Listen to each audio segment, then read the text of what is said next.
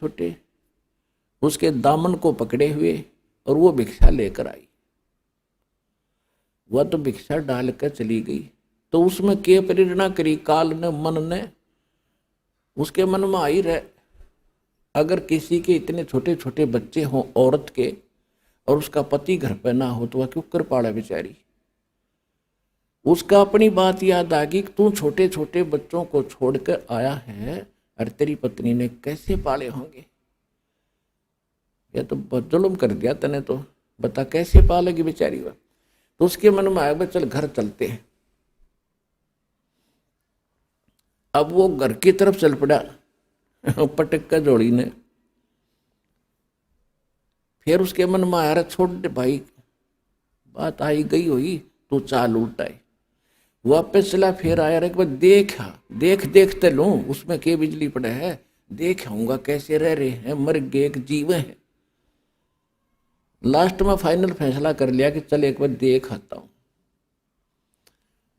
अब वो घर की जाने की वजह उसने सोचा खेतों में ही मैं पहचान मत आऊं नहीं किसी का, तो दाढ़ी बढ़ रही है, अदल पछाण सा हो गया, 8-10 वर्ष हो गए, तो खेतों में देख लूंगा, बच्चे ठीक ठाक होंगे तो वहां होंगे, खेतों में काम कर रहे होंगे वहां पर।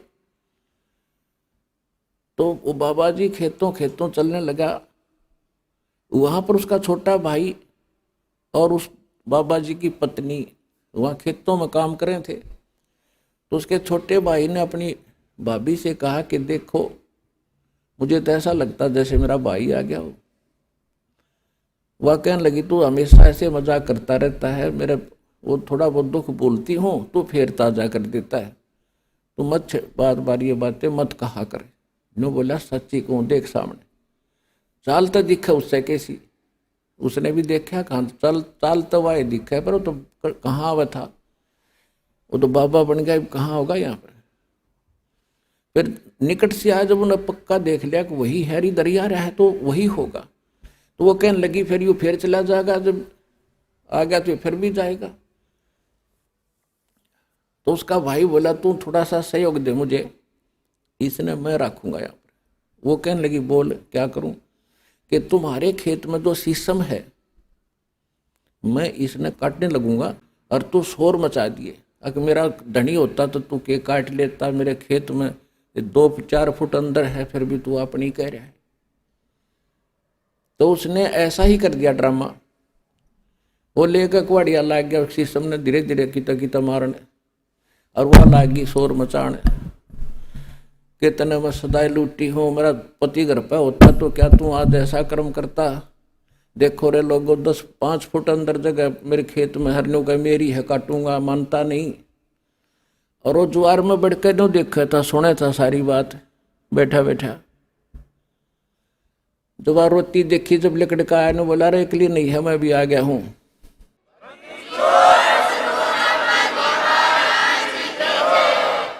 तो उसका भाई बोला भाई तू कौन, तीसरा तेली बीच में, चल हमारे घर की लड़ाई है, बीच में नहीं बढ़ा करते। नो बोला इसकी शीशम वाला हूं मैं, शीशम वाला।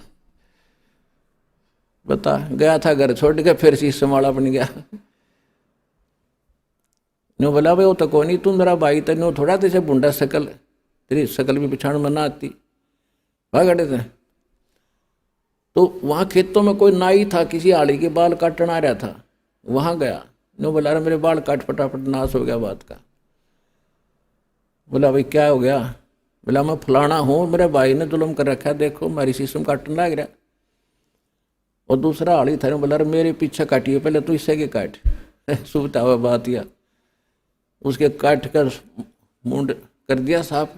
आया ने बोला देख ओए हो ना, हाँ बोला बहु आजा। भाई सीने का लगा लिया और उड़े बैठ गया, भाई बन गया फिर घरबारी। तो परमात्मा कहते हैं मन के मारे बन गए और बन तज बस्ती माँ, कहे कबीर मैं क्या करूं ये मन तो माने ना। ये मन माने कैसे? जो हमारे शास्त्रों में लिखी विधि है, जो हमारे सदग्रंथों में प्रमाण है, जो भगवान ने आके बताया है, उस विधि से यो मन मानेगा। कैसे मानेगा? डेरे डांडे खुश रहो, ये खुसरे लहे ना मोक्ष। धरु प्रहलाद भी पार हो गए, फिर गृहस्थी में क्या दोष। परमात्मा ने बताया है कि डेरे डांडे अपने घर पर रहो, भक्ति करो, जो विधिवत साधना है। यदि आप घर त्याग कर और ब्रह्मचारी रहकर ही मोक्ष मानते हो, तो ये ईजड़ों का नंबर तो पहले आना चाहिए तुम्हारे से, वो तो सारे पार हो जाए। फिर इसका कहने का तात्पर्य ये नहीं है कि आप दुराचारी हो जाओ। आपने जो है संयमी रहना होता है। दुराचार बहुत बुरी चीज है। और ये भी नहीं कि खुसरे यानी हिजड़े पार ना हो। पुण्यात्माओं, बात बिगड़ी पड़ी है सारी। देखो, किसी कर्म संस्कार से वो खुसरे बन गए, हिजड़े बन गए। और हिजड़े बनने के लिए तेरे सी मेरे सी जंगला में धक्के खाया करते, रोटी छोड़ देते थे। उनका अगर अकल ठिकाने आ जाए तो वो तो जल्दी भक्ति करें। वो भक्ति वो भी कर सकते हैं, वो भी पार हो सकते हैं। और जो गृहस्थी है वो भी पार हो सकते हैं, क्योंकि भक्ति से ही बात बनेगी। वो चाहे ब्रह्मचारी रह के कर लियो और चाहे गृहस्थी रह के कर लियो, सत भक्ति और विधि से ही करनी पड़ेगी, जो बता रखी है। कौन सी? नाम उठत नाम बैठत नाम सोवत जागबे, नाम खाते नाम पीते नाम से ती लागबे। किसान खेत में हल जोड़ रहा है या ट्रैक्टर से काम कर रहा है, हल से कर रहा है तो अपना मंत्र करता रहिए। क्यों? मन तो बकवाद करनी है। ये तो हल बा रहा है तो कोई रागनी गा रहा है या फिल्मी गाने गुनगुना रहा है, तो उन बकवादों को छोड़कर मालिक की वाणी बोले, उस वाणी से और या सुमरण करता रहे, तो उस सुमरण के प्रभाव से जो बीज बोया जा रहा है और उससे जो फल आवेगा और उसको जो खावेगा, उसमें भी वो नेक विचार और भक्ति का अंश जाएगा। वो भी एक दिन भक्ति में लग जाएगा।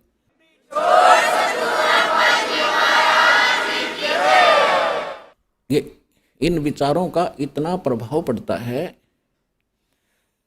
एक संत की एक बहन शिष्या थी, वो उसके घर चला गया। उधर से उसकी शिष्या की बहन आई हुई थी, उसकी लड़की विधवा होगी। एक दो बच्चा था, जवान अवस्था में थी, और उसके कोई भाई था नहीं, उसके दामाद का कोई भाई नहीं था, इकलौता था अपने माता पिता के। तो वो उधर उन दो तीन संत के साथ दो तीन और भगत संत थे। तो उन्होंने जब खाना खाया, रात को सो गए, तो सुबह उस संत को सारी रात ऐसे सपना आया कि हे भगवान, मेरी बेटी विधवा होगी, हे परमात्मा इसका क्या होगा, आगे कोई रास्ता नहीं, छोटे छोटे बालक हैं, कैसे पालेगी। तो उसने अपनी शिष्या को बुलाया कि बेटी, आज ये खाना किसने बनाया था हमारा? उसने कहा कि मेरी बहन आई हुई है और उसने ये खाना बनाया था आपका। क्या उसकी कोई लड़की को हादसा हो गया? हाँ, कहा जी, बहुत बुंडी बन गई उसके साथ। तो अभी 2 बच्चे थे और लड़की विधवा होगी और बहुत चिंतित है ये। वो लड़की को बोला, उसको तो समझाया, बेटी ये तो जो होना था हो गया, पर भक्ति कर, नाम ले ले। तो वह तो बहुत अलग शिक्षा दी। लेकिन कहने का भाव ये है कि वो खाना बनाने वाले के विचार उस भोजन में गए और उसको जाकर अफेक्ट किया उस ऋषि संत को। तो इसी प्रकार जो आज सारे वातावरण में रागनी, फिल्मी गाने, राजनीति की बातें या अटपट सुनते हो, अखबारों में पढ़ते हो, फिर दूसरों को सुनाते हो, ये सारे समाज में फैल गया। सबका वही स्वभाव बन गया। सुबह उठते आदमी चाह पीछा पीवा, पहले लोग अखबार लाओ, अखबार हम के पढ़ रहे, उड़ा 3 मर गए हैं, उसका न्यू हो गया, फलाना न्यू हो गया, वहाँ बलात्कार हो गए। ये पढ़ने की बातें। सुबह उठते मालिक की कथा सुने, परमात्मा के मंत्र जाप करें, परमात्मा की कथा सुने तो आत्मा का उद्धार हो। तो अब जैसे भक्त बताते हैं कि ट्रेनों में या बस में दूर देश से दूर राज्य से बच्चे आते हैं भगवान के, तो सुबह सुबह या शाम के समय जब ट्रेन में होते हैं, कोई आरती कर रहा है, कोई मंत्र कर रहा है, कोई सुबह के नित्यनेम कर रहा है, कोई दोपहर की रामायणी लगाए बैठा मोबाइल में, एक वातावरण बदलता जा रहा है, तो पूरे विश्व पर इसका असर होगा। एक दिन सब नाम लेंगे, ये मालिक का वचन है। तो ऐसे प्रभाव पड़ेगा।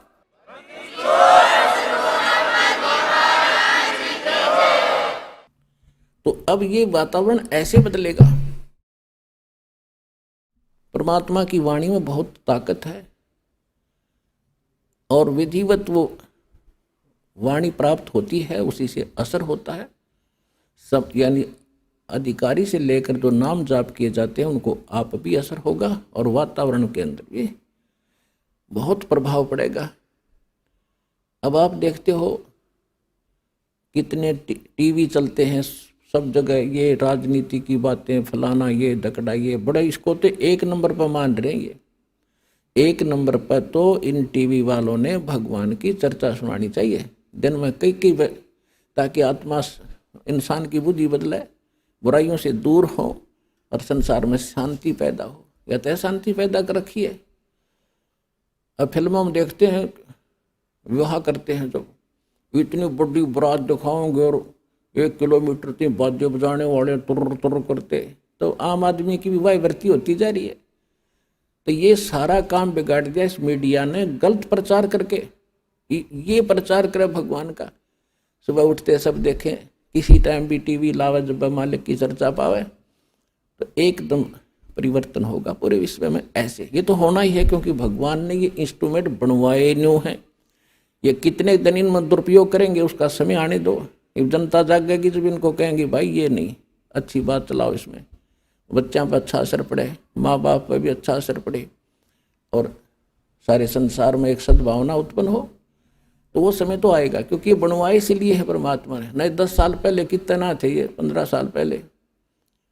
अब इसलिए दाता ने इंस्ट्रूमेंट, मोबाइल, इनके अंदर ये मेमोरी कार्ड, इसमें 20-20, 40-40, 100-100 घंटे के सत्संग सुन लो, डाल लो, नए नए सुनो दिन में मंत्र। न अनपढ़ आदमी सुन लो, कान के ला कर दूसरे नहीं ना पता चला के बोल रहा के सुनाइयो।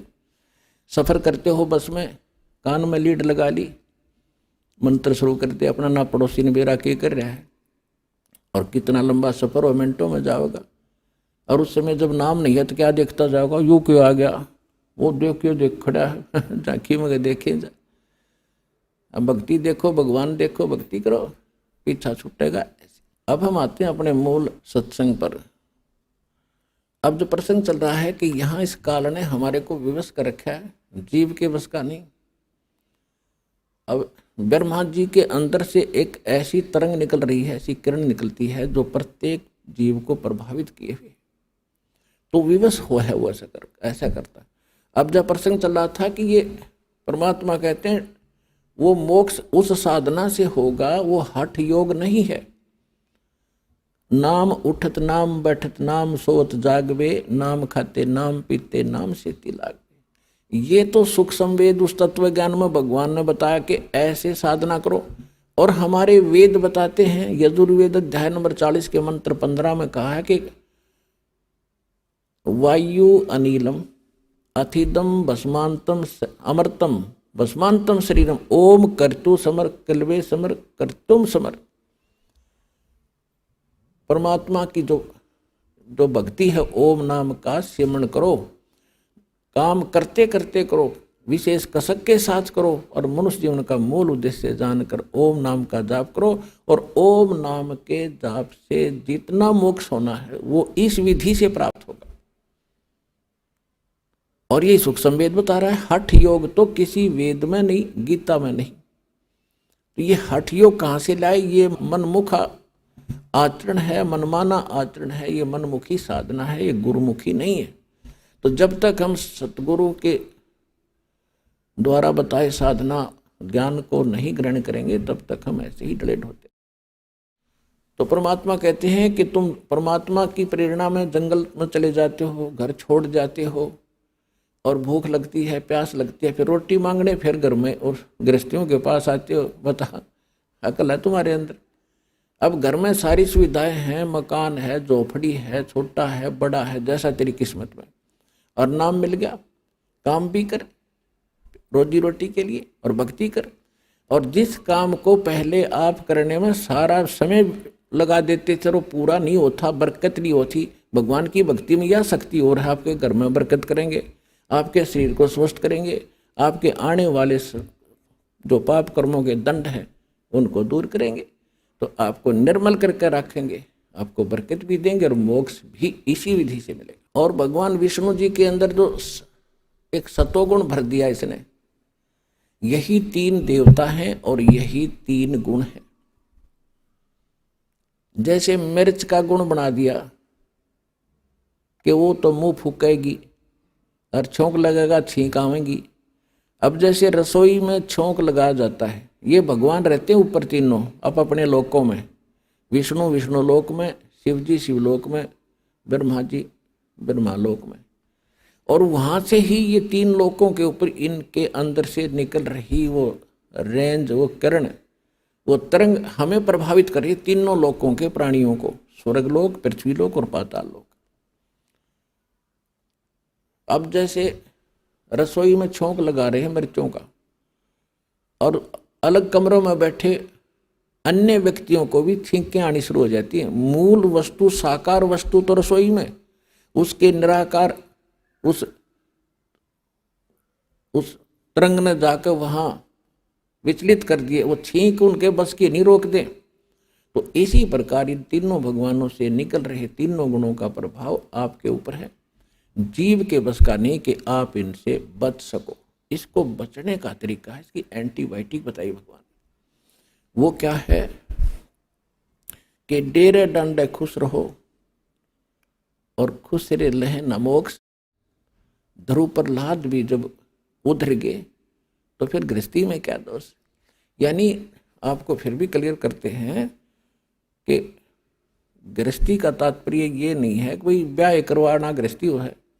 ब्रह्मचारी रहो या गृहस्थ में रहो, घर में रहो यानी करके खाओ, करो और भक्ति करो। कर्म सन्यासी नहीं होना चाहिए, कर्म योगी बने रहो।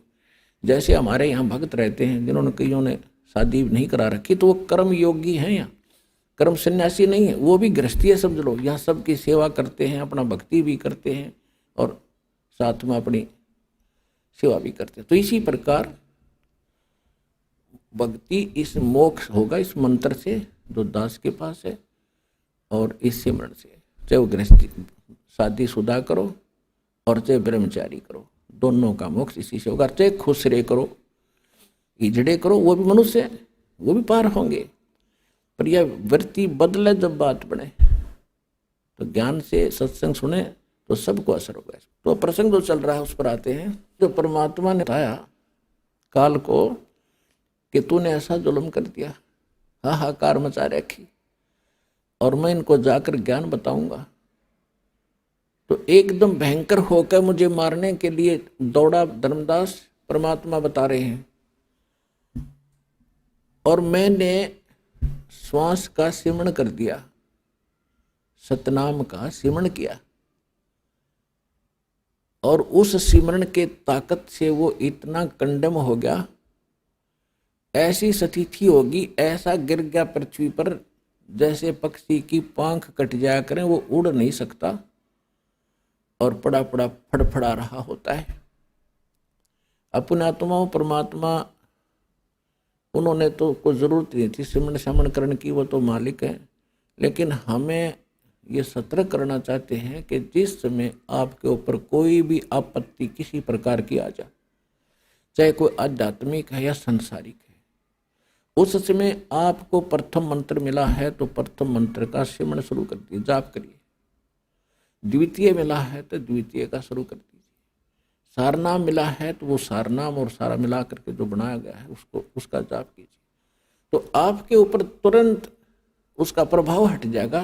कोई भी किसी प्रकार का संकट आप पर आए, यदि आपकी मर्यादा सही होगी, आपका कनेक्शन पावर ठीक होगा, यानी काम नाम खंडित नहीं होगा तो आप पर वो कोई प्रभाव नहीं डाल सकता। अब वो उस माध्यम से परमात्मा हमें सतर्क कर रहे हैं कि कभी तुम्हारे ऊपर ऐसी आ भी जाती है आपदा तो तुरंत मालिक ने याद जरूर करी इस मत स्मरण के माध्यम से। फिर देखियो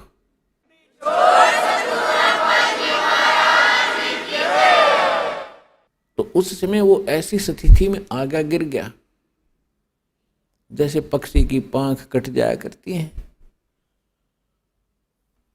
अब उसने देख लिया, काल ने देख लिया कि भाई जोगजीत के पास कोई शक्तिशाली मंत्र है, इसने तो मुझे कंडम कर दिया। तो इसने फिर चापलूसी का सहारा दिया। आप देख लो, यहाँ यथा राजा तथा प्रजा, जिस आयु भगवान है, इसी हमारा सबका नेचर ऐसा ही है। हमारे से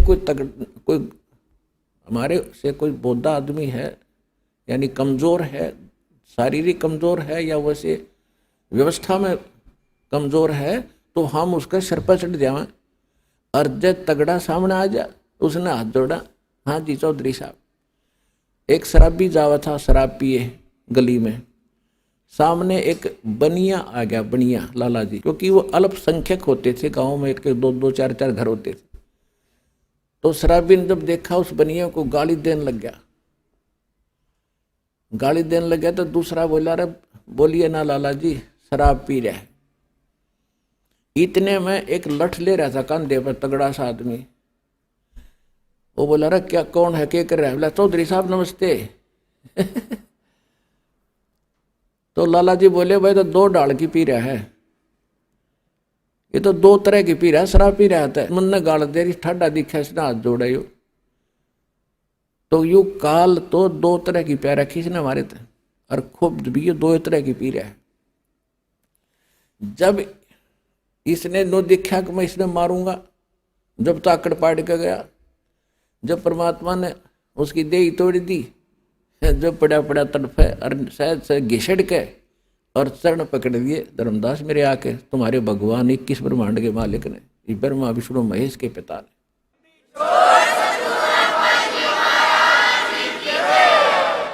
और बुरी तरह रोए, तू मेरा बड़ा भाई, मैं तेरा छोटा भाई, छोटे तो गलतियाँ करा करते हैं, बड़े तो माफ़ी करा करते हैं, आप मुझे क्षमा कर दो, मैंने तो वैसे भाई जान कर आपके साथ लड़कपन कर दिया है, माफ़ कर दो, मैं तो आपको भगवान पिता के समान मानता हूँ, मुझे क्षमा करो। जो बुरा हाल कर दिया, जब मैंने कहा ठीक है, फिर कहता है मुझे कुछ, आप नीचे जाओगे? कहाँ जाऊँगा भाई, मेरे को आदेश हो गया, मैंने जाना पड़ेगा, बस की बात नहीं। तो एक काम करियो, क्या, कुछ मेरी कुछ डिमांड है या पूरी करियो पहले। परमात्मा बोले, बोल के क्या डिमांड है तेरी? इसने कहा कि नो नहीं, वचनबद्ध हो जाओ। परमात्मा बोले ठीक है, वचनबद्ध हो गया। मांग क्या मांगता? कि 3 युगों में, सतयुग, त्रेता, द्वापर में, और जीव थोड़े ले जाना। यदि आप सारे जीव अभी ले जाओगे तो मैं भूखा मरूंगा, मैं क्या खाऊंगा, मुझे तो श्राप लगा हुआ है। परमात्मा बोले, श्राप भी तो तेरी बकवादों से लगा होगा, तेरे मारने चला टेक्या नहीं, ये भी दुखी कर दिया आत्मा। 3 युगों में जीव थोड़े ले जाना, और चौथा युग जब कलयुग आवे, तब तो शरण जीव बहु जावे। ऐसा वचन हर मोह दीजे, तब तुम गवन संसार ही कीजे। कि हे भगवान, हे परमात्मा, मुझे आप ऐसा वचन दो और फिर तुम नीचे जाना। क्या मांगा इसने? एक तो ये मांगा था कि 3 युगों में जीव थोड़े ले जाना, और चौथा युग जब कलयुग आवे, उस समय कितने ही जीव ले जाना। और दूसरी प्रार्थना ये की थी कि दाता, आप जोर जबरदस्ती ना करना, अपना ज्ञान सुना के, और जो आपके ज्ञान को स्वीकार करे हृदय से, वो आपका हो और शेष मेरे रहें। तो परमात्मा को पता था कि ज्ञान इनको हो जाएगा, फिर यहाँ रहेंगे कैसे, ज्ञानित कराऊंगा इनको जाके चौथे युग में। तो परमात्मा ने कहा ठीक है, यह भी मान ली तेरी प्रार्थना। फिर क्या कहा कि त्रेता युग में मेरा एक अंश जाएगा, रामचंद्र नाम होगा, राजा दशरथ के घर जन्म होगा, और उसके प्रारब्ध में ऐसा लिखा हुआ है कि उसकी पत्नी को एक राक्षस उठाएगा, लंका में ले जाएगा, और उस समय उससे छुड़वाने के लिए उसको पुल की आवश्यकता पड़ेगी समुद्र पार करने। आपके बिना ये काम दाता कोई नहीं कर सकता, या दया करियो। परमात्मा को पता था कि यह आत्मा तो मेरी है, रामचंद्र भी यूं तो ठेकेदार बन रहा है, अपने आत्माओं जैसे आपका कोई पुत्र या पुत्री है और कोई रोगी है आज के दिन किसी कारण से, मान ले देखो सत्संग ये ऐसा सत्संग है इसमें सारे पॉइंटों पर हिंट देने पड़ते हैं, हर तरह के भगत होते हैं। अब जैसे यहाँ अधिकतर रोगी आते हैं, क्यों काल ने सत्यानाश कर दिया, भक्ति खत्म करवा दी, पिछले पुण्य खत्म हो लिए, आगे भक्ति इनके पास थी नहीं, माथा टेक टेक उन चौराहे वाली माताओं पर बैठा लिया। अब सब रोगी हो गए, किसी को कोई हानि है, कोई मेंटली डिस्टर्ब है, किसी को कैंसर है, किसी को हाहाकार माजरी। तो भक्ति की शक्ति बिना ये शरीर चलेगा कैसे, ये मट्टी है। तो अब जैसे यहाँ आते हैं और कति लास्ट स्टेज पर मृत्यु के निकट है, यदि सच्ची श्रद्धा से सच्चे दिल से समर्पित होकर भक्ति करेंगे तो कति ठीक करेगा, गारंटीड बात है, स्वस्थ होंगे यदि नीत भक्ति की होगी तो।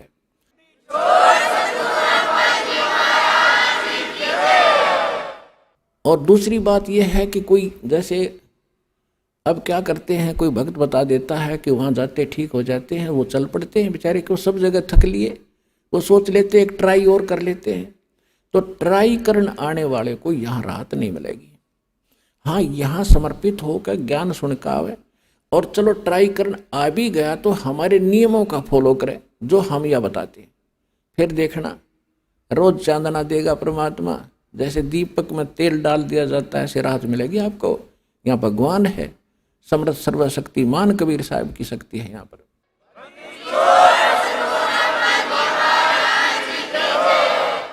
अब फिर भी किसी कारण से भी राहत ना मिल पाई, त्रुटि तो अपनी ही होगी, भगवान में तो है ही नहीं। सतगुरु के दरबार में भाई कमी कहे की ना, अनसा मौज नहीं पावता तेरी चूक चाकरी मां। इस सच्चे दरबार में कबीर भगवान की डिक्शनरी में इम्पॉसिबल वर्ड नहीं है, असंभव शब्द नहीं है इस भगवान के दरबार में। यदि कोई आप नहीं राहत प्राप्त कर रहे हो तो आपकी चाकरी में दोष है, कमी है, त्रुटि है, आपकी कोई श्रद्धा भाव और सिमरन भक्ति में कोई दिक्कत है, उसको सुचारू करो, वो अवश्य मिलेगी। अब कहने का भाव ये है कि अब जैसे किसी का बाप बीमार है, 70 साल का हो गया, और नाम ले लिया उसने, दुखी गणा था, दीक्षा ले ली, राहत तो मिलती है, लेकिन फिर भी किसी कारण से त्रुटि रह जाती है, कोई नियम खंडित कर देते हैं, आदत छूटती नहीं। काल ने तो यही तक नाश कर रखा है कि इनको सुख नहीं हो, दुख हो जितना हो, नाम ले जाते हैं। और बहुत से भक्त ऐसे आते हैं जी कति ठीक हो गया था और इसने बीड़ी पी ली, क्यों माड़ी रात होगी, वो बकवाद फिर भागी और फिर वही स्थिति होगी। तो भाई ऐसे व्यक्ति को यहाँ कोई स्थान नहीं है। अब भगवान नहीं सुनेगा ऐसे व्यक्ति की, दोबारा नाम लो और फिर ठीक हो जाएगा, आगे नियमित रहना। इस कारण से वो कोई नाम खंडित करने से मृत्यु भी प्राप्त हो जाती है। अब हम तो रो रहे हैं कि हे भगवान यूं क्यों मर गया, क्योंकि हमारा पिता था या हमारा पुत्र था, हम तो एक सुख के ठेकेदार बने। वो तो आत्मा तो उस परमात्मा की थी, उस परमात्मा की आत्मा है, और उसको नाम दे दिया, नाम दे दिया तो उसको मनुष्य जीवन मिलेगा। इस नाम का एक बार भी जाप करके जो दास प्रथम मंत्र देता, और यदि शरीर छूट गया तो मनुष्य जीवन गारंटीड है, भक्ति मिलेगी। और इस अनमोल अमृत को बचा कैसे रखा था, छुपा क्यों रखा था, इसलिए रखा था कि ये जरूरत है इसकी। पहली बात तो स्वस्थ करेगा, और इस सज्जन में मोक्ष करने की चेष्टा करेंगे परमात्मा, फिर भी क्योंकि घड़ा बिगड़ा हुआ काम है सारा, कोई न कोई त्रुटि हुए बिना रहती नहीं, और किसी कारण से मृत्यु भी हो जाती है तो उसका तो भाग जाएगी। दोनों हाथों में लाडू, सतलोक आसन बरवाड़ा में आपके। जब स्वस्थ हो गया तो भक्ति इस जीवन में करियो, और जब मृत्यु होगी किसी कारण से तो नेक्स्ट जीवन 10वें महीने आ लेगा अपनी माँ की गोदी में, यहीं पर नया कपड़ा पहन के।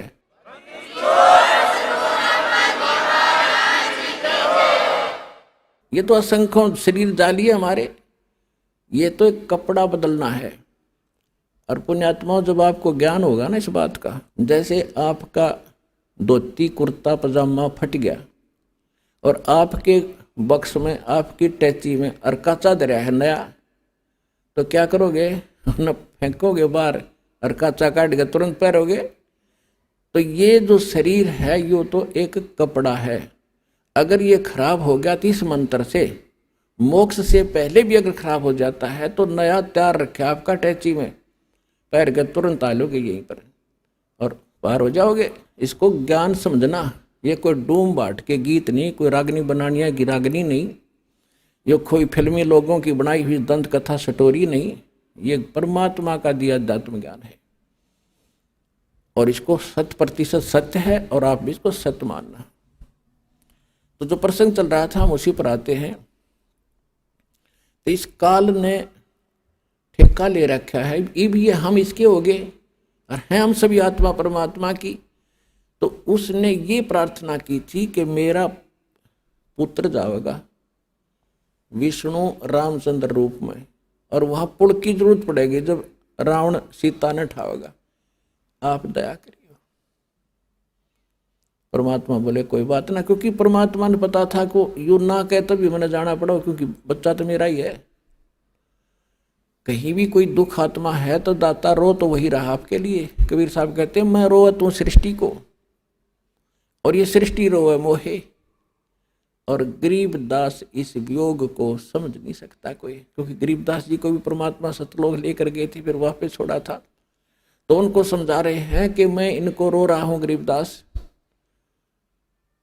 कि तुम मेरे बच्चे हो, मेरी भक्ति करो, तुम्हें यहाँ भी सुख दूंगा और सतलोक ले चलूंगा जहां तुम सदा सुखी रहोगे, मृत्यु नहीं होगी तुम्हारी।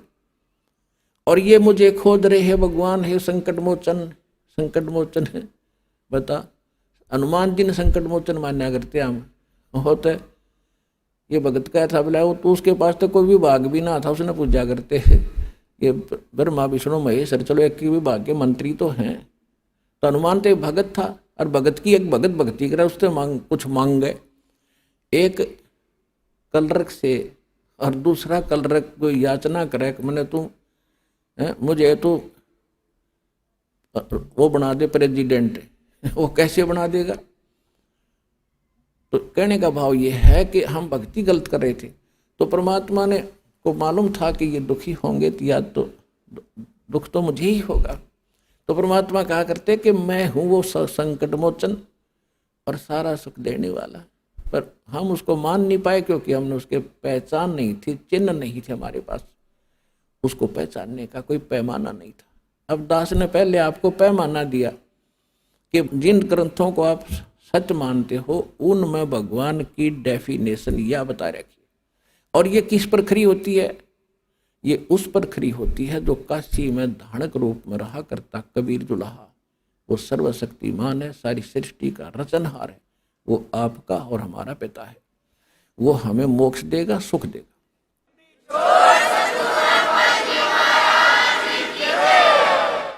फिर क्या किया उसने? तीसरा प्रश्न ये किया कि परमात्मा द्वापर युग में मेरा पुत्र जाएगा वही, और उस समय कौन जाएगा? श्री कृष्ण यानी विष्णु जाएगा,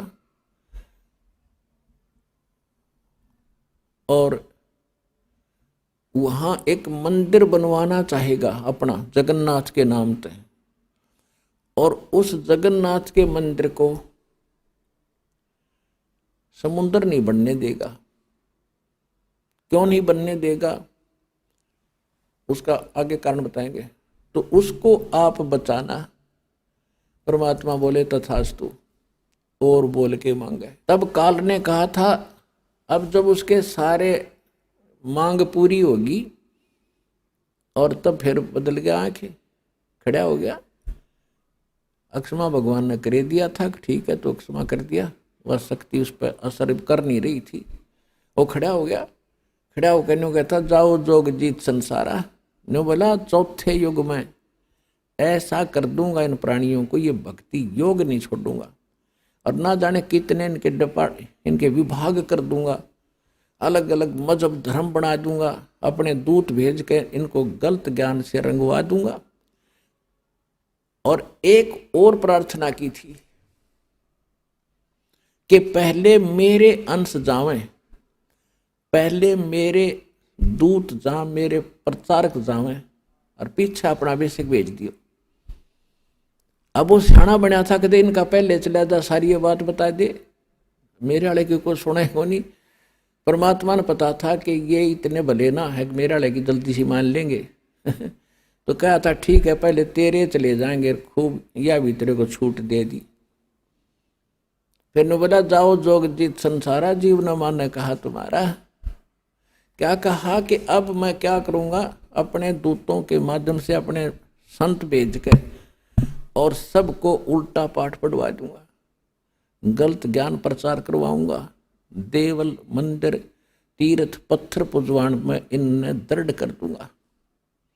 और ये जब तुम्हारा आएगा पीछे से कोई हंस, तो परमात्मा ने कहा था कि चौथा युग जब कलयुग आवे तब हम अपना अंश पठावें, तब मैं अपना एक अंश अपना दास भेजूंगा। तब काल ने कहा था कि बेशक भेज देना, उस समय तेरे उस दास की, तेरे भेजे हुए संदेश वाहक की कोई नहीं सुनेगा, और मेरे वकील बनेंगे। इतना अज्ञान से ठोक दूंगा उनको कि मेरी ओर हो करके तेरे साथ वाद विवाद करेंगे वो, और एक नहीं मानेगा। और बेशक आज ही कलयुग कहा था कि जाओ जोग जीत संसारा, जीव न माने कहा तुम्हारा, जीव तुम्हारा कहा ना माने, हमारी ओढ़ हो, हमारी ओढ़ होकर बाद बखाने, यानी वाद विवाद करेंगे तुम्हारे साथ।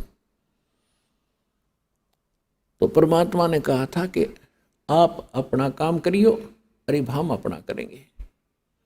परमात्मा को पता था। धर्मदास जी ने कहा कि दाता हे भगवान, आपने इतनी छूट क्यों दे दी उसको। लाला जी थे ये धर्मदास जी, माइंड घना यूज करा उसने। हे परमात्मा, हे 3 युग क्यों दे दिया, इसे ये तो नाश कर दिया इसने मारा है, इसको कृपा पड़ेगी भगवान। परमात्मा बोले भाई बात सुन, यदि तुम मान जाते मेरी बात, मैं तो सतयुग से पीछा पड़ रहा हूं तुम्हारे।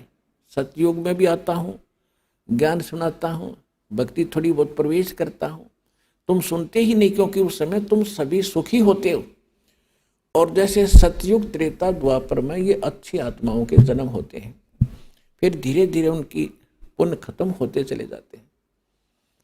अपन आत्मा जो अध्यात्म ज्ञान इतना है कि इसको समझाने में भी बहुत समय लगता है, समझने में तो बहुत टाइम लगेगा, क्योंकि आप तो पहली बार सुन रहे हो। जो पुराने भक्त हैं वो तो शीघ्र समझ जाते हैं, उनके लिए भी एक बहुत इंटरेस्टिंग और नया नया ज्ञान भी और भी होता है साथ में। तो इसमें जो बहुत से प्रकरण होते हैं कि जैसे अब ये तीसरा युग, अब ये है कलयुग की पिछली पीढ़ी, अब इस समय ये सब मंत्र सार्वजनिक कर दिए और सब पार होंगे जब नियम में रहेंगे। तो ये भगवान का वचन है, पूरा विश्व पार होगा। और लास्ट में जब भक्ति मतलब कुछ रह जाएंगे नहीं पार हुए, तो वो भी लाखों करोड़ों की संख्या, अरबों की संख्या होगी, जो नाम ले लेंगे मोक्ष नहीं कर पाओगे, क्योंकि उनमें ऐसा परिवर्तन हो जाता है, कुछ करनी में फर्क पड़ जाता है। तो उनको उनके पास ये भक्ति धन तो जो का तू होगा, लेकिन पार ना हुए तो ये काल पकड़ेगा, इन्हें ऊपर ले जाएगा, ब्रह्मलोक में रखेगा या पूंजी समेत वो वहां रखेगा। तो जब वहां समाप्त हो जाएंगे, उसके पुण्य खत्म होंगे, फिर पृथ्वी पर पटकेगा उनको सतयुग में। अब मेन पुण्य तो वहां खत्म कर दिए, फिर भी बहुत से पुण्य उनके होते हैं जो मनुष्य शरीर में ही मिलते हैं। एवरेज में एक रेशो है, उतनी रेशो के पुण्य वहां देने ही पड़ते हैं। तो सतयुग में यही प्राणी जो आज इस ज्ञान से भक्ति युक्त होकर के रह जाएंगे, भक्ति धनयुक्त होकर रह जाएंगे, वो फिर महास्वर्ग में होंगे, वही फिर पुनर्जन्म होगा, सतयुग में शुरू होंगे। वे आप कोई आज के नहीं हो। कहते हैं जो जन मेरी शरण है ताका हूं मैं दास, और गेल गेल लाग्या फिरूं जब तक धरती आकाश। आपके पीछे भटक रहा भगवान, पर आपने काल की भांग पी रखी है यहाँ की, और यह छूटती नहीं। कबीर ये माया अटपटी सब गट आण अड़ी, किस किस न समझाऊं या को है भांग पड़ी। परमात्मा आपके लिए भटक रहे हैं। अब क्या कहते हैं कि सतयुग में इनका जन्म होता है, और ये भक्ति सभी ये काल की करते हैं, ये ज्ञान इन यहाँ दे ही रखा है, तो सभी भक्ति भी करते हैं और सुख भी हो रहे, क्योंकि वो सुख तो हो रहे थे उनके प्रारब्ध के पुण्यों के कारण, और वो मान बैठे थे कि हम जो भक्ति कर रहे हैं इससे ये चमत्कार हो रहे हैं। फिर वही आत्मा त्रेता में आ गई। त्रेता में फिर उनके और उनसे सतयुग से कम पुण्य कर्म रह जाते हैं, फिर द्वापर में, और त्रेता इस कलयुग में तक कति कंडेम हो लिया। आपके पुण्य रहे नहीं, अब भक्ति वही आप कर रहे हो, आज भी कर रहे हो। अब क्यों ना लाभ होता उनसे, 3 युगों से करते आ रहे, वो ठाठ होते दिखाई देते उनके, क्योंकि वो आपके प्रारब्ध के पुण्य ही फल रहे थे। इस भक्ति से आपको कोई लाभ नहीं हो रहा था। अगर वही भक्ति आज कर रहे हो, रामकृष्ण वही है, आप भी वही हो, और वो गीता और वेद है 5000 वर्ष से, तो ये है गीता तो। और आज क्या हालत होगी हमारी, साधना करते भी हैं फिर भी दुर्गति। तो परमात्मा को पता था कि धर्मदास ये सतयुग त्रेता द्वापर में इनकी करीब इनके पास होगी, और ये मेरी ना सुने कति, और मेरी ये जब सुनेंगे जब ये भक्ति भी करते होंगे नकली संतों से, और वहाँ लाभ होना ही नहीं इनको, और इनकी बिरान माटी हो लेगी ना जब ये मेरी मानेंगे या हो लन देख वे इनकी। तो आज वह बिरान माटी हम की हो चुकी है, और अब हम भगवान पहचानेंगे। और जब ये मेरे पास आवेंगे और मेरे दास के पास आएंगे और आशीर्वाद पाएंगे या भक्ति करेंगे, इनको फिर उबार लूँगा और पार कर दूंगा। तो इसलिए ये समय मालिक ने नो सिलेक्ट कराया था।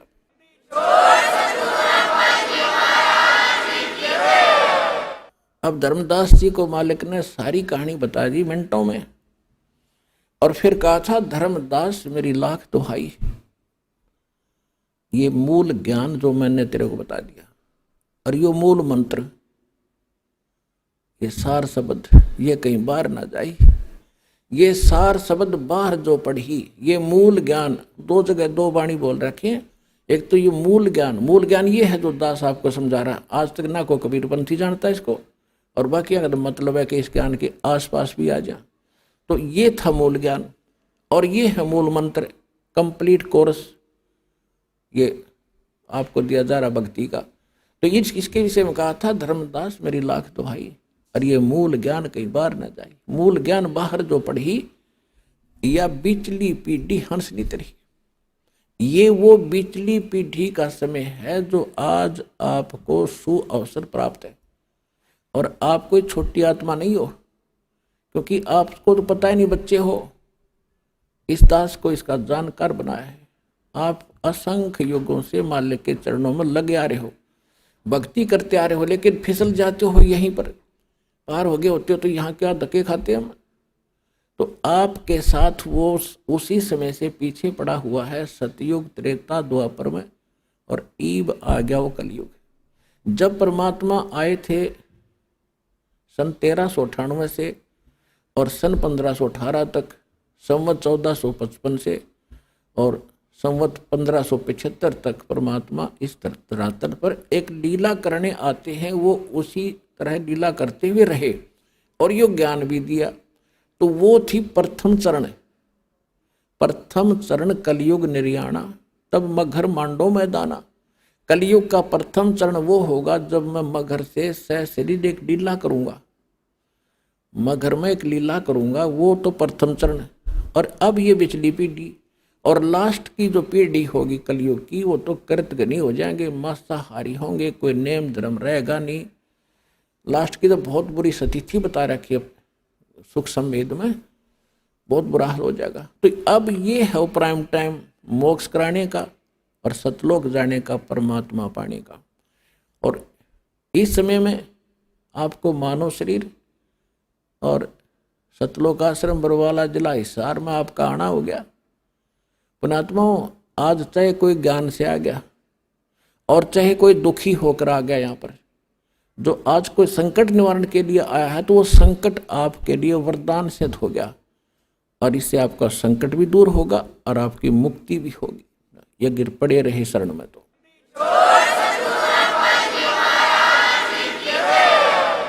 तो ये इसलिए ये रोका था कि धर्मदास मेरी लाख दुहाई, ये मूल ज्ञान की तबार न जाई, मूल ज्ञान बाहर जो पढ़ी, ये बिचली पीडी हंस न तेरी। ऐसे ही परमात्मा मिले थे आदरणीय मुल्कदास जी को, आदरणीय दादू साहब जी को, आदरणीय नानक साहिब जी को, आदरणीय गरीबदास गांव छुरानी जिला जज्जर हरियाणा वाले को, आदरणीय गीसा दास साहिब जी गांव खेखड़ा जिला बागपत और उत्तर प्रदेश वाले को, आदरणीय स्वामी रामानंद जी काशी वाले को। और इन सब को प्रतिज्ञा कसम दिवा दी थी कि भाई अभी इस नाम को और इस ज्ञान को लिख दो चौपाई। अब चौपाइयों में क्यों लिखा? चौपाई वैसे भी बता सकते थे, वो तो सारे हिंदी अपनी भाषा तो बोल रहे थे सारे, जानबूझ कर दाता ने इनको गुप्त भाषा में रख दिया, कोड वर्डों में रखा। दास को अबू दीदी के इन रहस्यों को खोलो और आपके रूबरू कर दिया। तो इनसे सबसे कह दिया था कि अभी इसको सार्वजनिक ना करो और तुम उनको सतलोक लेकर गए जहाँ परमात्मा स्वयं रहते हैं, जहाँ हम रहा करते थे, जहाँ जाने के बाद फिर कभी लौट कर संसार में नहीं आते। गीता अध्याय नंबर 15 के श्लोक नंबर 1 से लेकर 4 में गीता ज्ञानदाता कहता है कि अर्जुन, उस परमेश्वर की जानकारी मेरे पास बिल्कुल नहीं है, मैं कंप्लीट नहीं बता सकता। और तत्वदर्शी संत की पहचान बताई है कि ऊपर को जड़ और नीचे को तीनों गुण रूपी शाखा वाले संसार रूपी वृक्ष के सभी भागों को जो बता देगा वो तत्वदर्शी संत होगा। ये पहचान प्रथम पहचान है उसकी कि वो तत्वदर्शी संत होगा जो संसार रूपी उल्टे लटके हुए वृक्ष के सभी विभाग बता देगा। उसके बाद फिर कहते हो उस तत्वदर्शी संत की प्राप्ति के उपरांत परमेश्वर के उस परम पद की खोज करनी चाहिए, जहाँ जाने के बाद साधक फिर लौटकर कभी संसार में नहीं आते और केवल उसकी भक्ति करो जिसने संसार रूपी वृक्ष की रचना की है, ने सारे ब्रह्मांडों की रचना की है, सारे संसार की रचना की। तो वो गीता ज्ञान दाता से अन्य है कोई रचनहार भी, और वो जिसकी पूजा करनी चाहिए। और अपनी स्थिति गीता ज्ञान दाता बताता है दूसरे अध्याय के 12वें श्लोक में, चौथे अध्याय के 5 और 9 श्लोक में और 10वें अध्याय के दूसरे श्लोक में कि अर्जुन, तेरे और मेरे बहुत जन्म हो चुके हैं, तू नहीं जानता मैं जानता। तो जिसकी जो आपस जन्म मृत्यु में है उसकी पूज के पुजारी भी वही स्थिति होगी। गीता अध्याय नंबर 15 के श्लोक नंबर 16 और 17 में 2 पुरुष बताए, जहां से स्टार्ट किया था सत्संग अब वहीं फिनिश कर रहे हैं, अंत कर रहे हैं। 16 और 17 में 2 पुरुष बताए थे, सरपुरुष और अक्षर पुरुष। सरपुरुष ये आप है, अक्षर पुरुष एक सात्संग ब्रह्मांड का स्वामी है और सरपुरुष गीता ज्ञानदाता। इसमें लिखा कि इन दोनों पुरुषों के अंतर्गत ये भी नाशवान, इनके अंतर्गत जितने प्राणी हैं वो भी नाशवान। जीवात्मा तक कुत्ते के देखी बिना मरती, वो अलग विषय है। इसलिए बता 15वें अध्याय के 17वें श्लोक में कि वो परमात्मा तो कोई और है इनसे हटकर, और वही सबका पालक है। वही वास्तव में परमात्मा कहा जाता है जो सदा सुखी करे, दुख नहीं देता। तो गीता अध्याय नंबर 18 के श्लोक नंबर 62 में भी स्पष्ट किया है कि अर्जुन, तू सर्वभाव से उस परमेश्वर की शरण में जा, उसकी कृपा से ही तू परम शांति को और सनातन परम धाम को प्राप्त होगा। तो यहाँ वो स्थिति है बताई है कि गीता अध्याय नंबर 15 के श्लोक नंबर 4 में कि उस परमेश्वर की भक्ति कर तत्वदर्शी संत की प्राप्ति के उपरांत परमेश्वर के उस परम पद की खोज करनी चाहिए, जहां जाने के बाद साधक फिर लौट कर संसार में कभी नहीं आते। तो वो स्थान प्राप्ति के लिए, तो वहां इन सभी महापुरुषों को लेकर गए।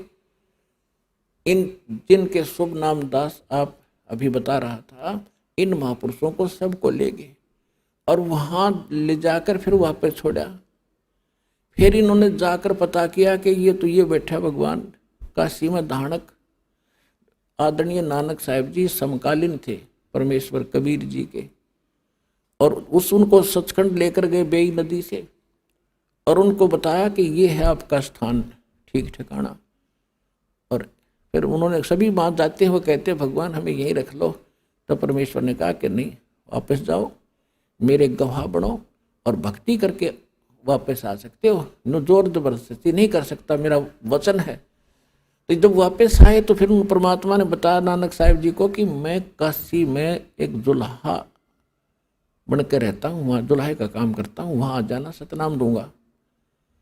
तो नानक साहिब जी तीसरे दिन जब होश में आए, सतलोक से वापस आए, नौकरी त्याग, प्रथम यात्रा, प्रथम उदासी बनारस की काशी की, और वहां जा देखा खड्डी में बैठा कपड़े बुनता हुआ वही परमात्मा सृजनहार सतलोक का मालिक। तब नानक साहिब जी ने कहा था, फाई सूरत मुल्क की वेश, ए ठगवाड़ा ठगी देश, खरा सियाणा बोता बार, लोगों धानक रूप रहा करता। आंखों में पानी भर गया और बुरी तरह कहने लगे, देखो रहियो बैठा भगवान, ये ठगवाड़ा, ये अपने आप को छुपाए बैठा है, ये किसी के सामने नहीं आता। ये वहाँ दुलाए इकट्ठे हो गए, वो नो कही पंजाब का सरदार भी अच्छा है, इसको भगवान बताता नीरू के पुत्र को, किसी ने नहीं मानी। जब परमात्मा ने कहा था, पुण्यात्मा अभी कुछ ना बताओ, यह खाम व्यर्थ जाएगा आपका ज्ञान, इसको सुनाओ समझाओ, लेकिन इस रहस्य को अभी गुप्त रखो और मैं सतनाम देता हूँ, इसका जाप करो। सतनाम अब किसी को नहीं बताना। तो ये थे महापुरुष। नानक साहिब जी ने बैन लगा दिया, स्वयं सतनाम का जाप करते थे 2 अक्षर का। आपको दिखाया था उस जन्म साखी के अंदर नानक साहिब जी की, भाई बाला के और मर्दाना जब जा रहे थे समुद्र के ऊपर से, तो वो सारी कथा आपको बता रखी है। तो स्वयं तो वो सतनाम जाप करते थे और अन्य को झटका दे दिया कि कोई इसका जाप नहीं करेगा। क्यों? क्योंकि इस बिचली पीढ़ी तक इसको गुप्त रखना था। नित्य नकली संतों के काल के दूत राधा स्वामी से निकली हुई ब्रांचें, और जितने कुमार स्वामी रासाराम जैसे ये दुनिया में ठगन लाग रहे, आज इनके पास यही ज्ञान होता है, यही मंत्र होते, तो कैसे भिन्नता बताते आज दास आपको। अब परमात्मा ने कहा था कि पहले इनको जाने दे और बकलन दे, नौवा बाई जो बकेंगे, ज्ञान तो इनके पास है ही नहीं। और जब मेरा दास जागा इनकी खाल तार देगा ज्ञान की, प्रमाण दिखाओगा सामने, सबको शिक्षित करूंगा अपने बच्चों को, इंस्ट्रूमेंट उस मालिक के दिए हुए हैं जो आज आपके रूबरू सदग्रंथ हो रहे हो, आप भगवान को पहचान रहे हो। धन्य आपके माता पिता जी से। परम पिता परमात्मा पूर्ण ब्रह्म सारी सृष्टि के रचनहार कबीर परमेश्वर जी की असीम रजा से आप सभी पुण्यात्माएं सत्संग सुनने के लिए उपस्थित हुए। वे सभी पुण्यात्माएं हैं जो परमात्मा के इन वचनों को किसी न किसी माध्यम से सुनते हैं, चाहे कोई वो सीडी सुनते हैं, डीवीडी सुनते हैं, या किसी टीवी चैनल पर सुनते हैं, या परमात्मा के इस सच्चे दरबार में सतलोक आश्रम बरवाला जिला हिसार में आकर के ये वचन सुनते हैं। वो बहुत ही पुण्यकर्मी प्राणी हैं और इस ज्ञान को सुनकर जो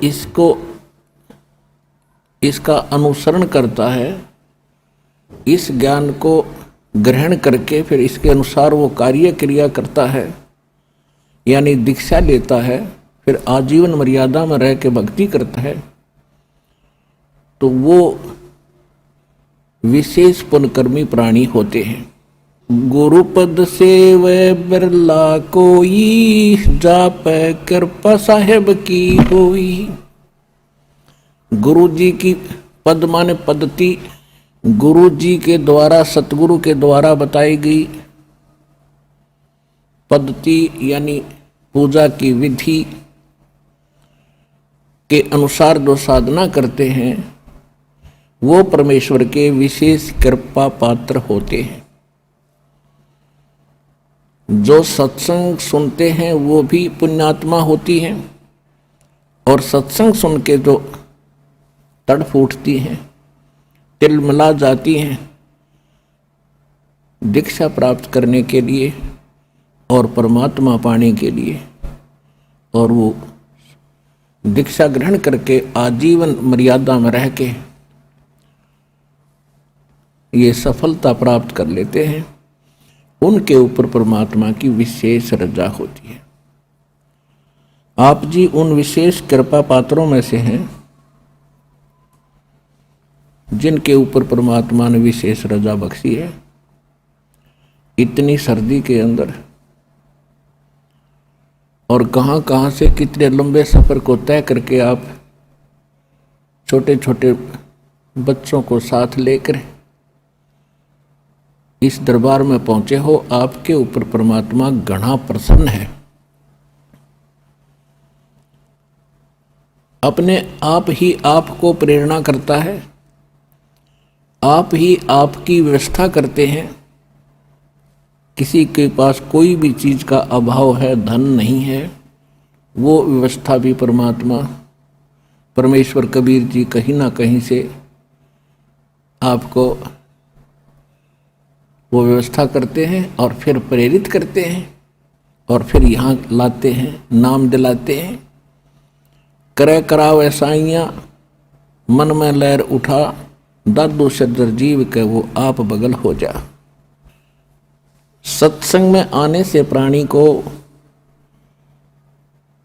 ये ज्ञान दिया जाता है,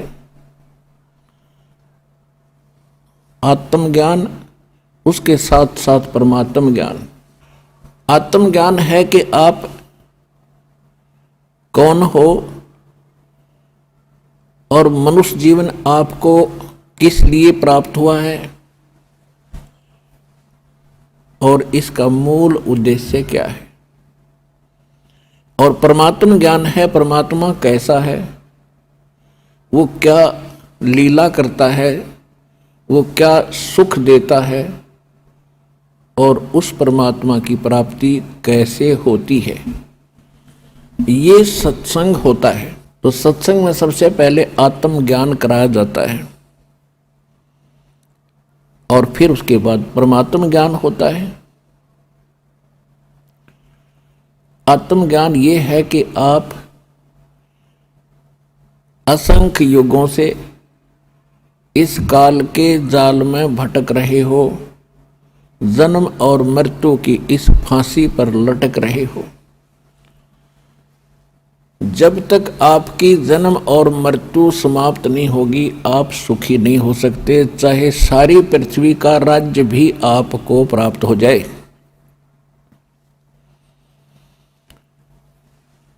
क्योंकि यहां वो सुख है ही नहीं 21 ब्रह्मांड में।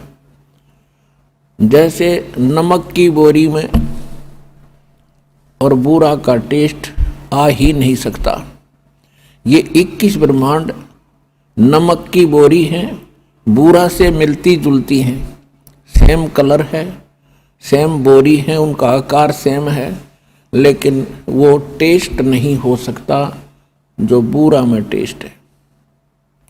वो सतलोक के अंदर वो सुख है जिसकी खोज हम यहाँ कर रहे हैं इस नमक के बोरे में। ये सपने में भी ना सोचना कि आप यहाँ सुखी हो सकते हो। इन व्यवस्थाओं को पाकर कोई निर्धन सोचता है धनवान हो जाऊं, घना सुखी हो जाऊंगा। धनवान स्वप्न में भी सुखी नहीं है। यहाँ पर आज किसी के पास मान लीजिए पूर्व संस्कार से कोई संपत्ति अच्छी है, अरबपति है, करोड़पति है, उसकी मृत्यु हो जाती है, फिर क्या है वो गधापति है, फिर गधा बनकर घूम रहा होगा वहां कुर्डियों पर। तो ये